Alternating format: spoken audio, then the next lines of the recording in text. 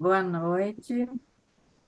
Hoje nós estamos aqui para uma atividade do grupo de efeitos tardios em oncologia pediátrica, G7, e o nosso assunto é o papel do enfermeiro, né? Então, hoje vamos falar sobre o enfermeiro no cuidado dos efeitos tardios. Para essa atividade, nós convidamos a enfermeira Daniela Silva Rodrigues. Ela é especialista em saúde da criança e do adolescente e atualmente ela é enfermeira responsável pelo atendimento do ambulatório de efeitos tardios no GRAAC. Então, lá ela é a enfermeira clínica especialista do ambulatório de efeitos tardios. Então, muito obrigada, Daniela, por ter aceitado o nosso convite. Estamos felizes aqui de contar com sua presença. Então, vou deixar você à vontade, a gente tem aí cerca de 40 minutos, e ao final a gente pode, nós vamos ter algumas perguntas, tanto das pessoas que estão assistindo, né? Ou eu posso fazer alguma interação também com você, tá bom? Perfeito. Eu que agradeço pelo convite, me senti lisonjeada de ser convidada e poder falar de algo tão importante. E vamos começar.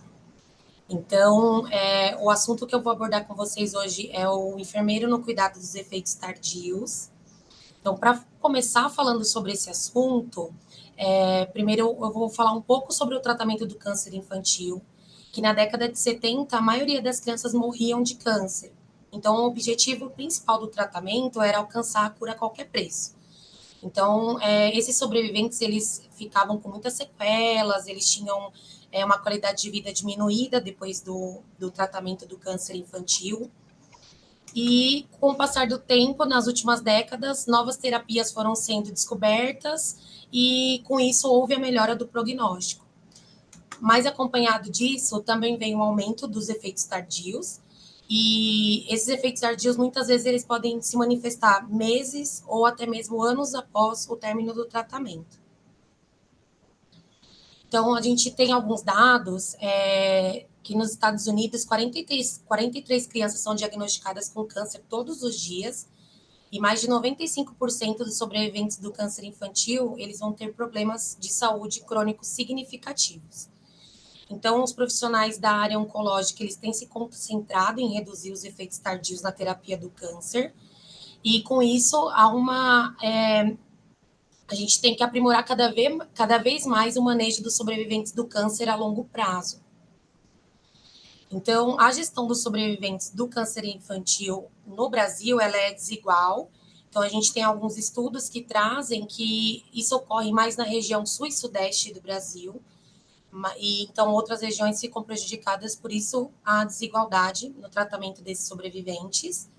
E o GRAAC, ele oferece o tratamento de efeitos tardios desde a década de 90, mas em 2005 foi criado a Clínica Multiprofissional de Pacientes Fora de Tratamento, que a gente chama de CEFORT.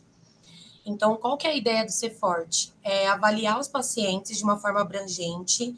Essa avaliação ocorre por 8 profissionais de diferentes áreas, e isso acontece em uma única visita. Então, a ideia é que a gente aprimore cada vez mais a conscientização dos sobreviventes e que eles tenham conhecimento dos efeitos de longo prazo. Então, como que se dá a clínica multiprofissional de pacientes fora de tratamento no GRAAC? Então, a premissa é o cuidado e acompanhamento do paciente após o término de tratamento é essencial e deve ser desenvolvido por uma equipe multiprofissional. Então, o fluxo de atendimento, ele se dá, primeiramente, a gente faz uma pré-consulta de enfermagem, explica para esse paciente, para o familiar, que esse paciente vai passar com uma equipe multiprofissional extensa, então médico, serviço social, nutrição, entre outros. Então, é um dia que o paciente fica mesmo a tarde inteira aqui no hospital conosco. Depois que todo mundo avalia o paciente, a gente discute os casos e aí a gente decide se a gente envia o paciente para a equipe satélite, que são encaminhamentos que a gente tem aqui dentro mesmo do GRAAC, ou encaminhamentos externos, ou se a gente precisa solicitar algum exame e pedir que esse paciente volte antes. Se tiver tudo ok, não tiver nenhum acompanhamento para fazer antes do previsto, esse paciente retorna em 1 ano. Então, a equipe satélite que nós temos no Ceforte, dentro do GRAAC, nós temos equipe de cardiologia, endocrinologia, fisiatria, neurologia, ortopedia, psiquiatria e radioterapia. E a gente também tem um convênio com a Unifesp, onde a gente pode encaminhar esses pacientes nas áreas de oftalmologia, gastroenterologia, ginecologia, nefrologia, pneumologia e na área também de reprodução. Então, a equipe multiprofissional do Ceforte, ela é composta por 8 profissionais. Então, na frente da enfermagem, temos eu, Daniela Rodrigues, os residentes de enfermagem também colaboram bastante com a clínica. A fisioterapia, Liliana Yutsai, os residentes da fisioterapia. A fonoaudiologia, Natália Bortolato e os residentes da fonoaudiologia. Como médica, nós temos a doutora Mônica Cipriano e os residentes da oncologia pediátrica. Na nutrição, nós temos a Maria Clara Lima dos Santos e os residentes da nutrição.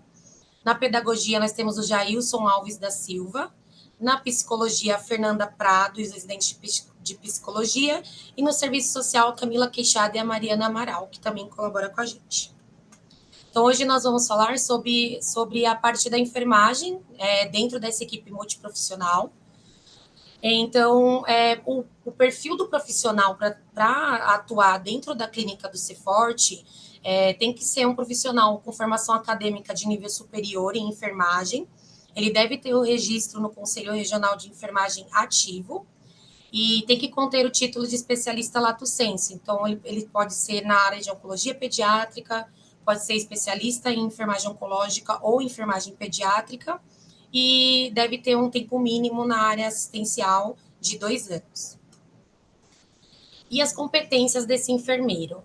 Então, deve ser um enfermeiro que tem uma boa comunicação com a equipe médica, uma boa comunicação com a equipe multiprofissional, deve ser um profissional que busca pelo embasamento científico, deve ter um conhecimento de cuidados de enfermagem em geral e conhecimento de prevenção de riscos e agravos no atendimento à criança e ao adolescente.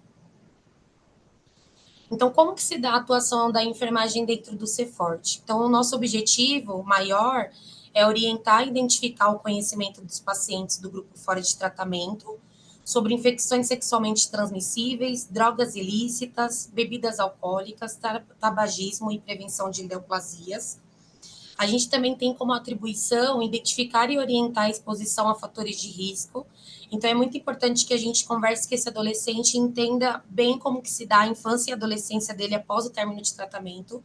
No Ceforte, nós atendemos pacientes a partir de 10 anos de idade, então nem sempre dá para abordar todos os assuntos. Então, a gente tenta ver como que esse adolescente, como essa criança, esse adolescente primeiro, para poder abordar os demais assuntos. E também temos a intenção de prevenir o câncer na fase adulta. Também educamos e orientamos quanto ao uso de preservativos, com o intuito de prevenir infecções sexualmente transmissíveis e também gravidez indesejada. E nós realizamos uma consulta de enfermagem. Esse paciente ele passa primeiro pelo enfermeiro, para depois passar com as outras especialidades. Então, dentro da consulta, a gente faz os sinais vitais, perguntamos para o paciente um relato de experiência do tratamento, que ele se recorda de lembranças negativas e de lembranças positivas também.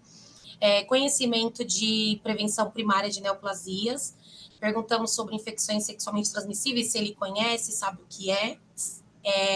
Falamos sobre o uso de álcool e drogas e sobre as orientações de prevenção de neoplasias também. Então, dentro da consulta de enfermagem, o primeiro assunto que eu vou abordar com vocês é do relato de experiência ao tratamento.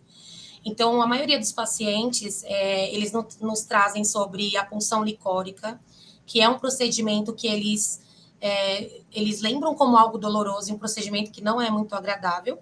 Mas, atualmente, esse procedimento dentro da instituição ele é feito com sedação. Então, a gente acredita que daqui a alguns anos a gente não vai ter mais essa demanda dos pacientes dentro do Ceforte. Nós temos, os pacientes também falam bastante das múltiplas punções venosas, e aqui eu faço um parênteses, porque nem sempre é algo negativo.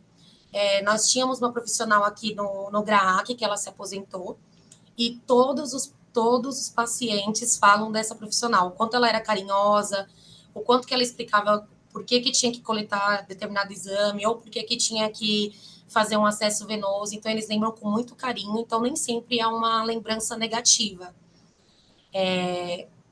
Eles lembram também bastante de vômitos e náuseas, e nessa parte eles falam sobre o gosto que eles sentem dos medicamentos quando são feitos por via endovenosa, dos efeitos colaterais da radioterapia, então as radiodermites, os cuidados que eles tinham que ter com a pele depois da radioterapia, e também falam bastante de dor, que é uma experiência que em qualquer fase da vida, e acho que qualquer doença, marca a vida de todo ser humano. Ainda dentro da consulta de enfermagem, a gente fala também sobre as infecções sexualmente transmissíveis. Então, o Ministério da Saúde, pelas orientações do atendimento ao adolescente, ele separa essas orientações entre adolescente feminina e adolescente masculino.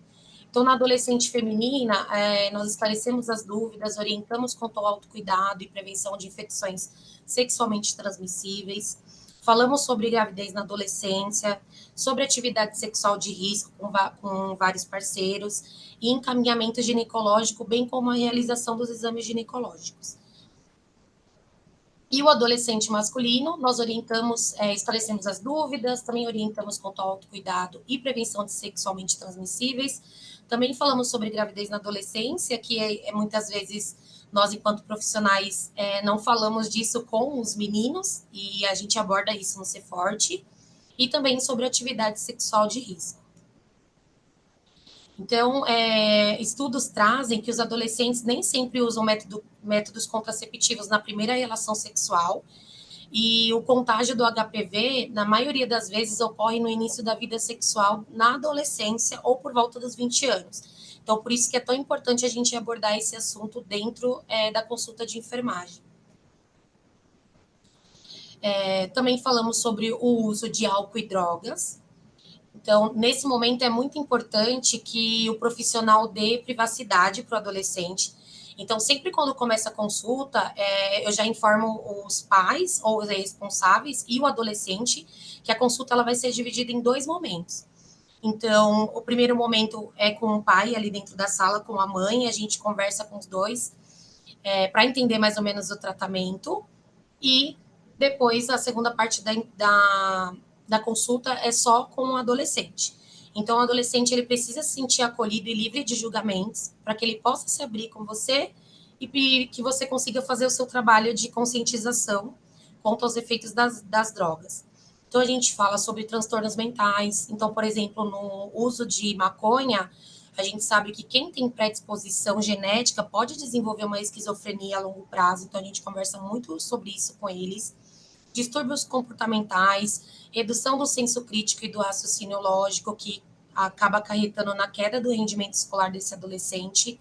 Falamos sobre infecções sexualmente transmissíveis, então o abuso de álcool e drogas pode fazer com que esse adolescente fique inconsciente e pode ter uma atividade sexual de risco. Então, a gente também conversa com eles sobre esse tema. Falamos sobre dependência química, desnutrição, apatia, irregularidade menstrual e também aparecimento de arritmias cardíacas. E, por fim, nós falamos sobre orientação de prevenção de neoplasias. Então, dentro do Ceforte, a gente percebe que grande parte dos adolescentes eles não apresentam conhecimento adequado sobre a prevenção de neoplasias. Então, quando eles chegam, antes de fazer essas orientações, nós perguntamos o que ele sabe, o que já ouviu na vida, ouviu nas mídias, ou até mesmo no hospital, em alguma consulta, sobre neoplasia. E, na maioria das vezes, eles apresentam o conhecimento prévio em relação a hábitos alimentares, que é algo que é mais discutido nas mídias sociais, e também porque talvez esse paciente passou pela nutrição durante o tratamento. Então, eles trazem um conhecimento escasso nessa parte. Então, a gente fala sobre 5 principais tipos de câncer. Nós falamos sobre o câncer de pulmão, orientamos quanto ao câncer de pele, o câncer de colo retal, e nas meninas acrescentamos o câncer de colo de útero e o câncer de mama. Então, sobre o câncer de pulmão, muitas vezes a gente ouve eles trazem para nós que Mas tem gente que fuma, que nunca fumou e tem câncer de pulmão. Então, a gente traz para eles que 80% das mortes por câncer de pulmão ainda são associadas ao tabagismo, então é importante que eles entendam isso. A partir disso, conversamos sobre o fumante ativo e passivo, e é importante que a gente fale sobre o uso de narguilés e o uso de cigarros eletrônicos, porque muitas vezes nós temos o mito de que não faz tão mal quanto o cigarro tradicional, e a gente sabe que isso não é verdade. Então, eles trazem muitas dúvidas em relação a isso. Falamos sobre a exposição a certos agentes químicos, como arsênico, cromo, urânio, gás de mostarda, e como eles são geralmente encontrados no ambiente ocupacional, então muitas vezes na vida adulta esse adolescente ele pode ter o contato com esses materiais. Então a gente orienta contra o uso de EPIs, contra tomar todos os cuidados de segurança da empresa que ele vai trabalhar, porque vai ter contato com esse tipo de material. Sobre o câncer de pele, a gente orienta a usar chapéus, camisetas, óculos escuros, protetores solares, a cobrir as áreas expostas com roupas apropriadas, camisa de manga comprida, calças, chapéu de arbas largas, evitar a exposição solar e permanecer na sombra do horário das 10 às 16 horas. E algo que enfatizamos muito é o uso de filtro solar diariamente. Então, a gente estimula que eles usem de forma rotineira o filtro solar e não somente nos horários de lazer ou de diversão. E é algo que, geralmente, depois, na segunda consulta, eles têm bastante isso em mente. Até esquecem as outras orientações. Mas o câncer de pele, geralmente, eles costumam seguir direitinho. O câncer coloretal, orientamos quanto a uma dieta rica em fibras, frutas, verduras e legumes, grãos e sementes, sobre atividade física regular, sobre evitar o consumo exagerado de carne vermelha e evitar o consumo exagerado de álcool. Então, às vezes, eles trazem a demanda de que eles bebem, né?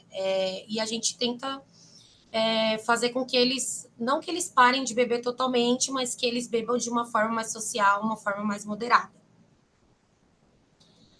Nas meninas, entramos no assunto do câncer de colo de útero, então também enfatizamos sobre o tabagismo.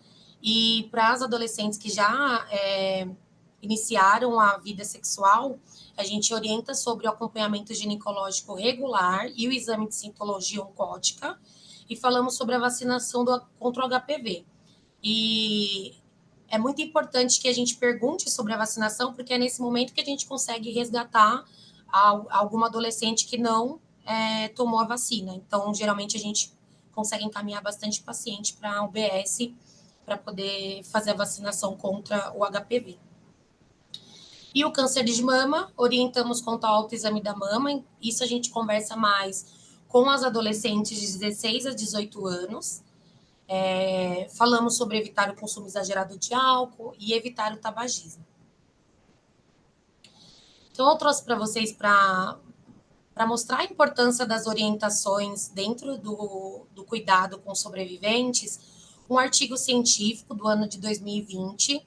Esse artigo foi elaborado pelo Hospital Infantil de São Francisco, na Califórnia, e ele tem como título um plano portátil de cuidados aos sobreviventes, uma ferramenta que ajuda a educar e melhorar o conhecimento em sobreviventes do câncer infantil. Então, nesse estudo, eles trazem que as crianças menores, quando elas são tratadas ainda bebês, elas tendem a não se lembrarem dos detalhes do diagnóstico e tratamento. E para as crianças mais velhas, potenciais traumas psicológicos influenciam na capacidade de recordar os detalhes do tratamento. O tratamento em si, ele também pode impactar na capacidade cognitiva dos pacientes, como o uso de medicamentos neurotóxicos ou até mesmo um câncer do sistema nervoso central. E todos esses fatores, eles contribuem para uma ausência de conhecimento dos efeitos tardios e acompanhamento dos pacientes fora de tratamento. Então, pensando nisso, o Hospital Infantil de São Francisco, eles criaram um plano de cuidados multiprofissional, onde a ideia era fazer uma transição adequada do paciente fora de tratamento dos cuidados oncológicos para a atenção primária de saúde. Então, eles criaram um plano de cuidados do sobrevivente, onde tinham informações multiprofissionais relacionadas ao tratamento de cada criança. o resumo do tratamento, os efeitos tardios associados e as orientações de acompanhamento, como encaminhar para alguma especialidade médica ou fazer algum exame de rotina que esse paciente precisa fazer anualmente.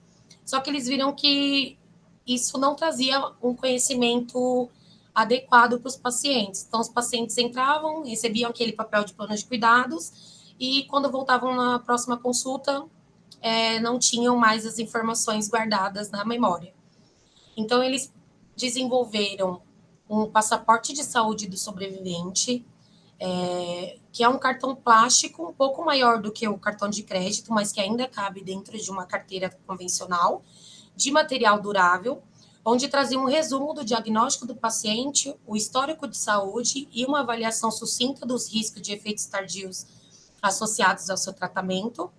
Então, aqui na frente do cartão, tem o nome do paciente, o diagnóstico que esse paciente teve na época, o sítio primário do tumor, o protocolo que esse paciente foi submetido, a data do diagnóstico, se o paciente teve recidiva ou metástase em algum local e quando que foi o fim do tratamento desse paciente.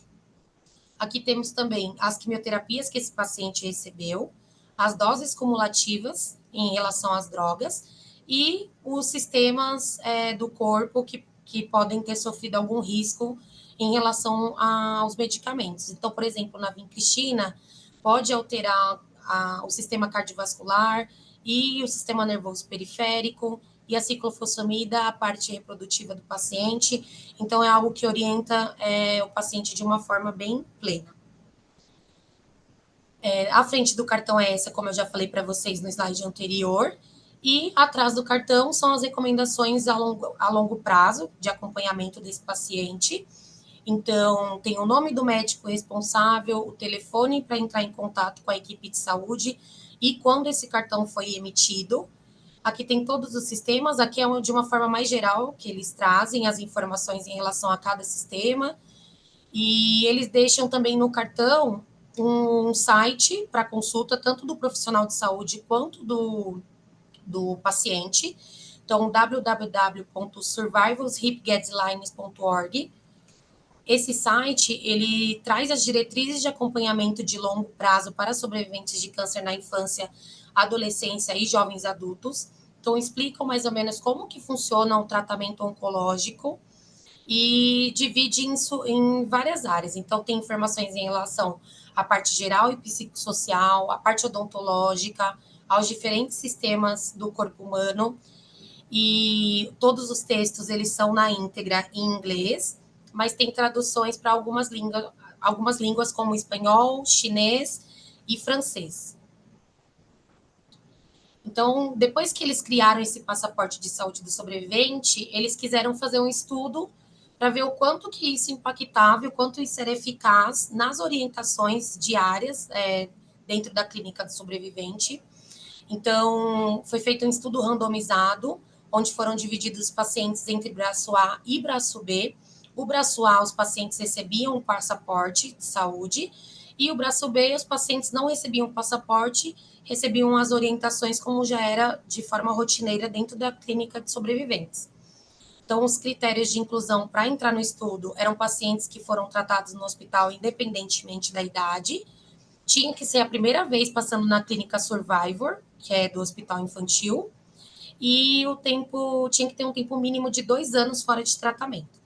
Os critérios de exclusão eram pacientes que não falavam inglês ou não liam em inglês, e era aplicado um questionário perguntando sobre o diagnóstico do câncer desse paciente, o histórico do tratamento e um acompanhamento a longo prazo.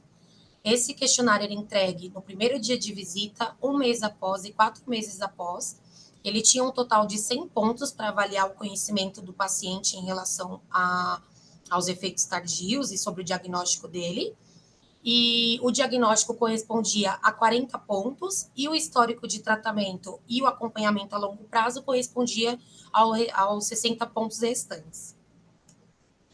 Nos resultados, eles viram que 126 pacientes foram inscritos, mas apenas 110 deles completaram pelo menos 2 dos 3 questionários.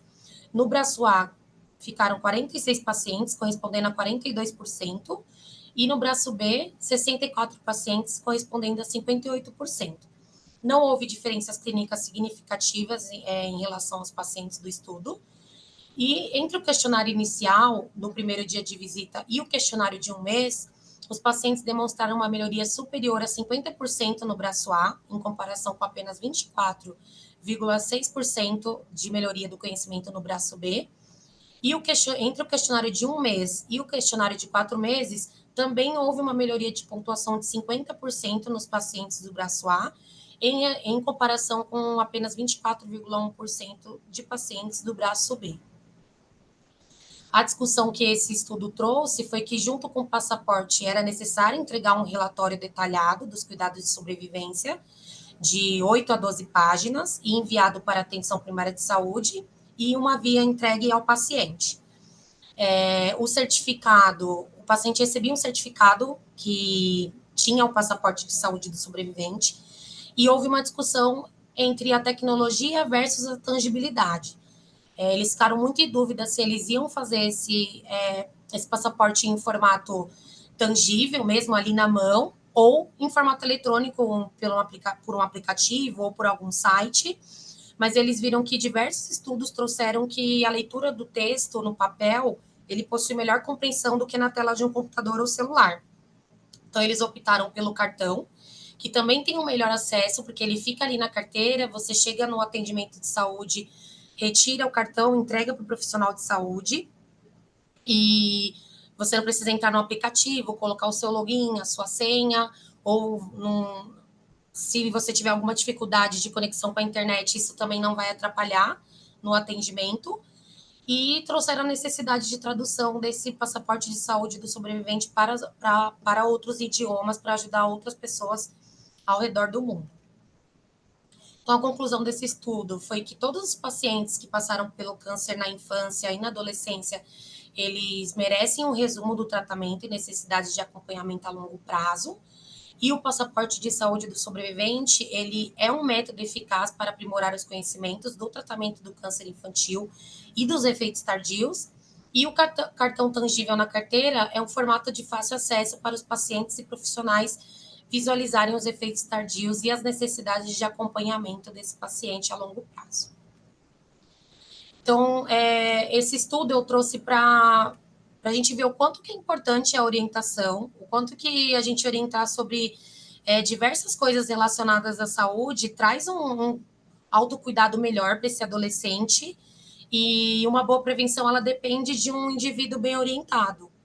Então, a prevenção de neoplasias futuras depende de um atendimento com orientação, com algo que o paciente tenha um plano de cuidado, que o paciente entenda o que aconteceu com ele e que ele entenda quais os cuidados que ele tem que ter no futuro para prevenir todos os tipos de neoplasias, né? Essas são as referências bibliográficas que eu utilizei nessa aula, e obrigada.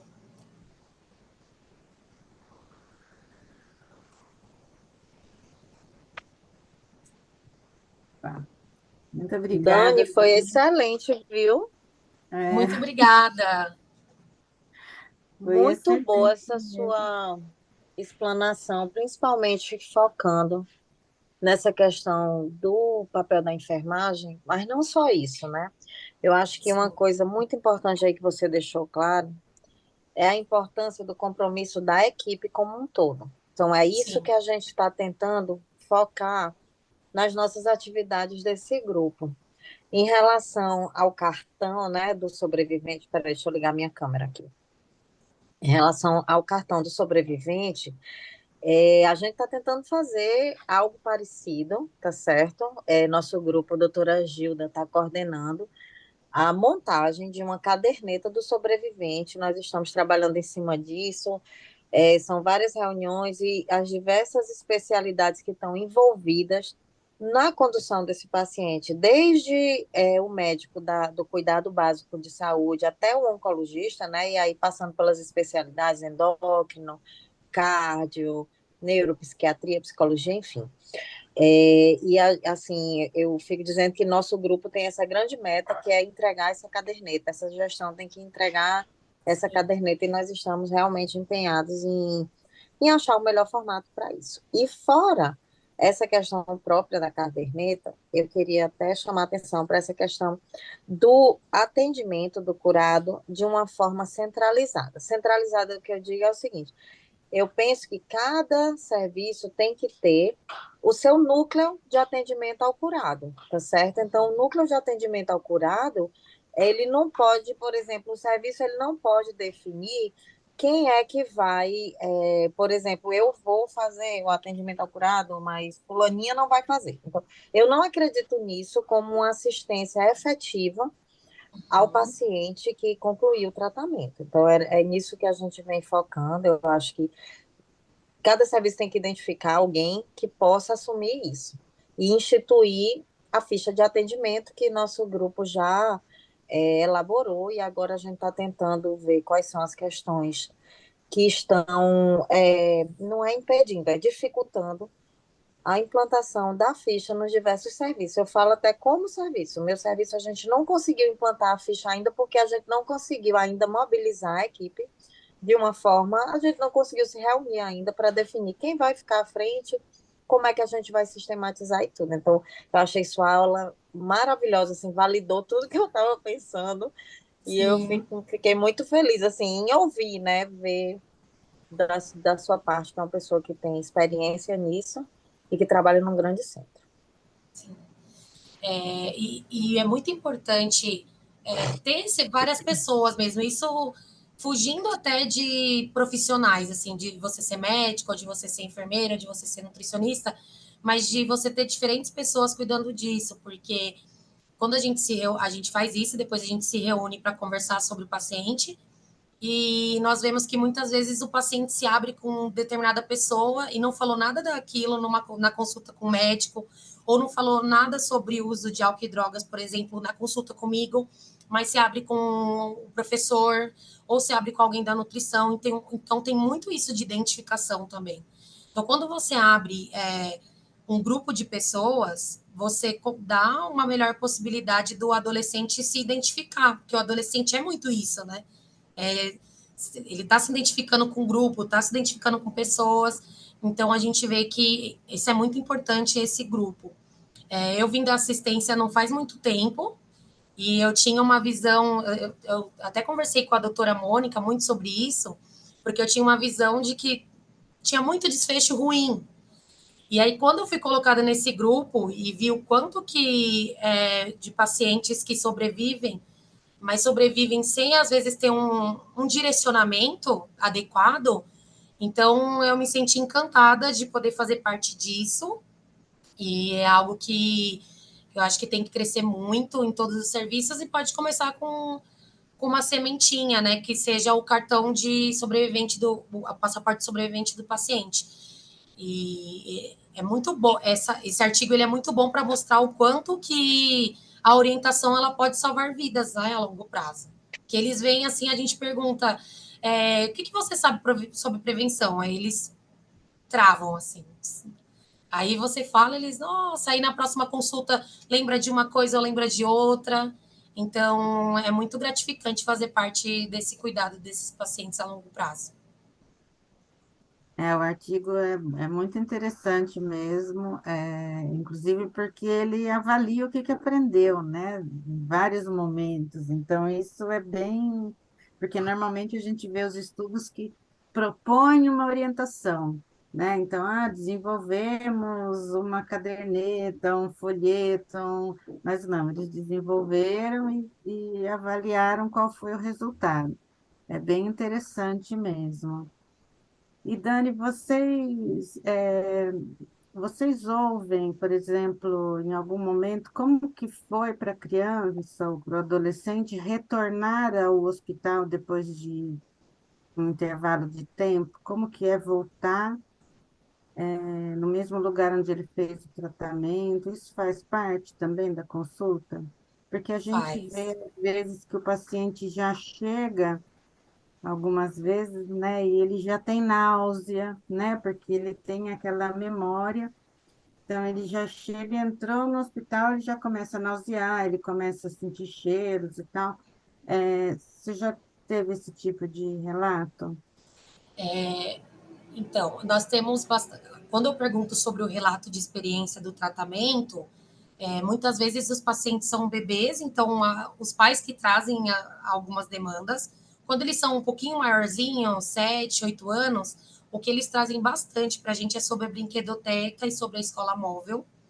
Então, na brinquedoteca eles falam que muitas vezes tinham gincanas e tem o Dedobol, que é um campeonato que tem aqui no hospital. Então, eles lembram bastante dessa parte positiva. E isso que eu acho bacana, porque é, parece que foi só o tratamento foi só uma partezinha dentro da infância deles. É, Sobre situações que eles lembram de negativa, eu já ouvi sobre paciente que lembra como que foi a sensação na sedação. Então, teve uma paciente que falou para mim que ela lembra, ela tinha 3 anos na época da cirurgia. Era uma paciente de tumor de Wilms e ela fez uma cirurgia de nefrectomia. E ela lembra que ela acordou acordou durante. na RPA e que ela lembra que ela estava voando dentro da sala e que ela Ah, via o teto, o chão bem encostada no teto, como se ela estivesse bem alta. Acho que ela deveria estar em algum berço, alguma coisa assim.